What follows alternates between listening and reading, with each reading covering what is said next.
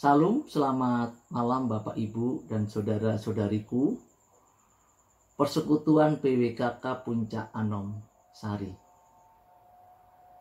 Tema pesan Paskah kita hari ini 4 April 2021 adalah menghayati kematian dan kebangkitannya. Bapak Ibu dan saudara-saudariku, pertanyaan mengapa Tuhan Yesus harus mati dan pada hari yang ketiga dibangkitkan, itu adalah pertanyaan yang sangat prinsip sebenarnya. Pertanyaan yang harus dijawab dengan tepat, Bapak Ibu. Sebab jawaban dari pertanyaan ini itu akan sangat mempengaruhi kualitas pengiringan kita kepada Allah Bapa. Dan sebenarnya Alkitab sudah memberikan jawaban untuk pertanyaan ini. Tetapi sayangnya jawaban dari pertanyaan ini hampir tidak pernah disampaikan, Bapak Ibu. Sebenarnya jawaban dari pertanyaan ini itu adalah bahwa ketaatan dan kesetiaan Tuhan Yesus kepada Bapa harus dibuktikan sampai pada kematiannya. Yaitu untuk menunjukkan bahwa ketaatan dan kesetiaan Tuhan Yesus itu berkualitas tinggi, Bapak Ibu. Dan hal inilah yang menyebabkan Tuhan Yesus dibangkitkan pada hari yang ketiga.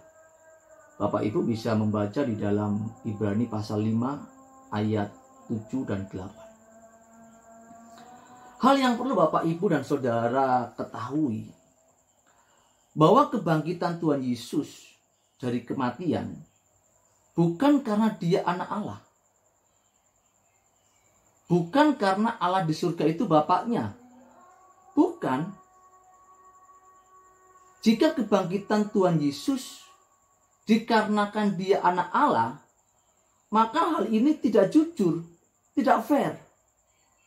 Sebab Allah Bapa melakukan nepotisme. Dan kita tidak mungkin dapat meneladani hidupnya Tuhan Yesus, Bapak Ibu. Mengapa? Karena dia Allah yang tidak dapat salah dan tidak dapat mati. Ya tentu kita tidak dapat meneladani hidupnya.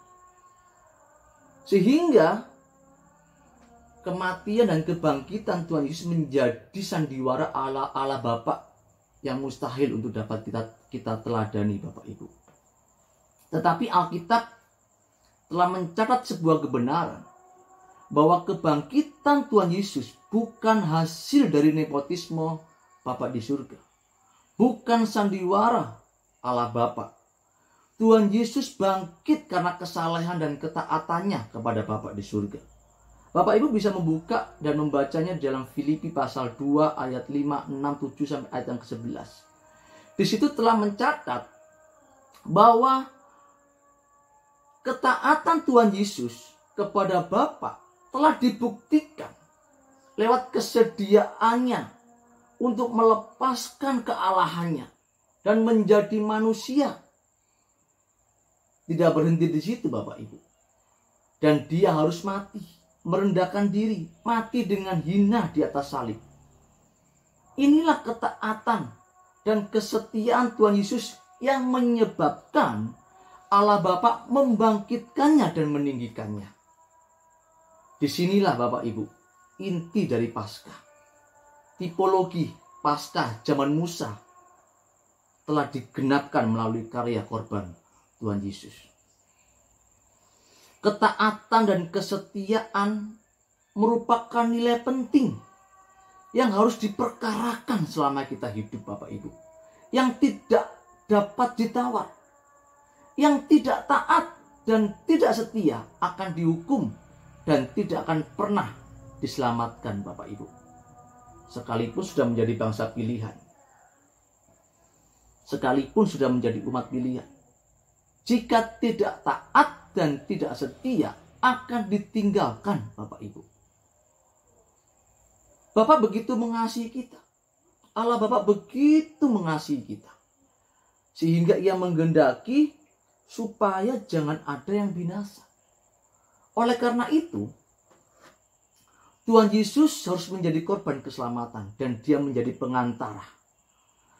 Tuhan Yesus menjadi pribadi yang dapat mewujudkan cinta Bapa kepada manusia. Tuhan Yesus sudah selesai menunaikan tugas penyelamatan. Sehingga dia menjadi pokok keselamatan. Perhatikan, menjadi pokok keselamatan. Bagi siapa?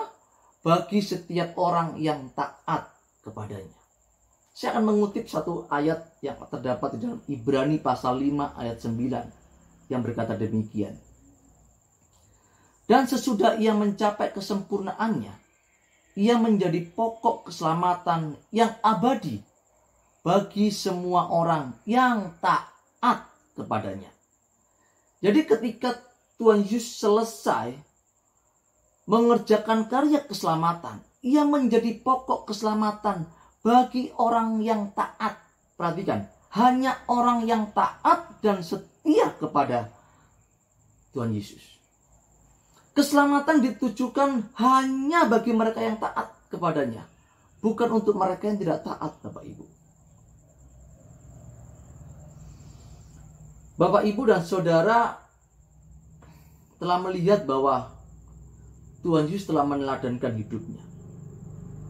Dan teladan hidup Tuhan Yesus ini harus dikenakan oleh semua orang percaya tanpa terkecuali, yaitu Bapak, Ibu, dan saya. Bapak Ibu bisa membaca dalam 1 Yohanes 2 ayat 6.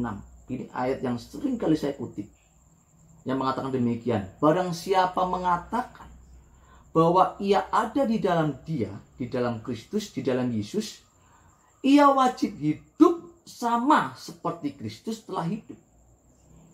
Jadi pengiringan dan percaya kita tidak akan berkualitas tinggi jika kita tidak memiliki ketaatan dan kesetiaan seperti yang sudah Tuhan Yesus teladankan, Bapak Ibu. Menjadi Kristen dan menjadi orang percaya itu bukan karena aktivitas dan rutinitas agamawi yang selalu kita lakukan. Jika kegiatan-kegiatan itu tidak membangun gairah hidup taat dan setia kepada Bapa seperti Tuhan Yesus, maka itu menunjukkan bahwa orang itu bukan orang Kristen. Dia hanya beragama Kristen, Bapak Ibu. Orang-orang seperti ini adalah orang-orang yang euforia, yaitu merasa diri sudah berkenan kepada Bapa hanya karena beragama Kristen. Ini kan berbahaya, Bapak Ibu. Berbahaya. Jika kita masih mengingini dunia ini, jika kita masih ingin menikmati dunia dengan segala kemegahannya, jika kita masih takut miskin, takut tidak terhormat, takut menderita, maka saya pastikan orang-orang seperti ini adalah orang-orang yang menjadi seteru salib Kristus. Penghayatan kematian dan kebangkitan Tuhan Yesus diukur dari hal-hal lahiriah yang membinasakan, Bapak Ibu. Tetapi orang-orang benar akan menghayati kematian dan kebangkitannya diukur dari keberkenanan hidup di hadapan Bapa. Orang-orang seperti ini akan hidup hanya untuk kesukaan Allah. Hidupnya fanatik. Fanatik hidup kudus. Fanatik hidup tidak bercelah dan tidak mencintai dunia. Dan ini adalah penghayatan yang harus kita kenakan jika kita memang ingin menjadi orang Kristen yang benar-benar Kristen. Kiranya pesan Paskah pada malam hari ini dapat kita hayati dengan sungguh-sungguh dan kita mau berjuang untuk hidup berkenan di hadapan Bapa di surga, taat dan setia sampai nafas terakhir. Tuhan Yesus berkati. Amin.